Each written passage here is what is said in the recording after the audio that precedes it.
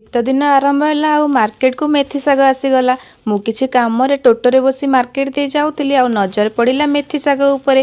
ଭାବିଲି ଫେରିଲା ବେଳେ ନେବି। କାମ ସାରି ଫେରିଲା ବେଳକୁ ଶାଗ ଶେଷ। ମନ ଦୁଃଖ ହେଲା ଆଉ ତା ପରଦିନ ମାର୍କେଟ ଯାଇ ମେଥି ଶାଗ ନେଇକି ଆସିଲି।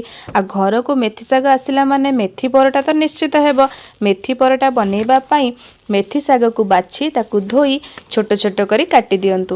ତାପରେ ଗୋଟେ ଜାଗାରେ କିଛି ଅଟା ଆଉ କିଛି ଘିଅ ଦେଇ ଭଲସେ ମାଖନ୍ତୁ। ତାପରେ ସେ ଅଟାରେ କଟା ହେଇଥିବା ମେଥି ପତ୍ର, ଅଦା ରସୁଣର ପେଷ୍ଟ, କିଛି ଜୁଆଣି, ସ୍ୱାଦ ହିସାବରେ ଲୁଣ, ଲଙ୍କାଗୁଣ୍ଡ, ଧନିଆ ଗୁଣ୍ଡ, ଜିରା ଗୁଣ୍ଡ, ହଳଦୀ ଗୁଣ୍ଡ ଆଉ ଅଳ୍ପ ପାଣି ଦେଇ ଚକଟି ନେବେ। ଅଟା ଚକଟାକୁ କିଛି ଟାଇମ୍ ପାଇଁ ରେଷ୍ଟ କରିବାକୁ ଛାଡ଼ିଦେବେ।